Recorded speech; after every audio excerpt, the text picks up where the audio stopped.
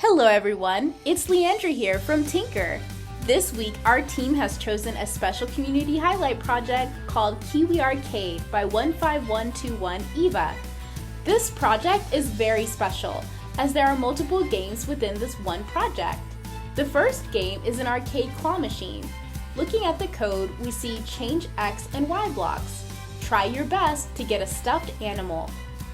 The second game is a bubble pop game. In their code, we see if blocks and pick random blocks. Your goal is to try and pop all of the bubbles. The third game is a drawing game. In their code, we see set pen color to and change pen size by. Have fun drawing whatever you would like. The fourth game is Kiwi Collect.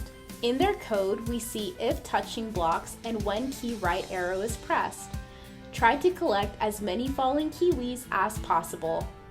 The final game is Stickman Run. In their code, we see repeat blocks and stop blocks. Try to get the stickman across the obstacles. This is a fun project. Have fun playing all of the games. Thank you for watching and sign into Tynker.com to create your very own free projects. Also, don't forget to follow us on social media.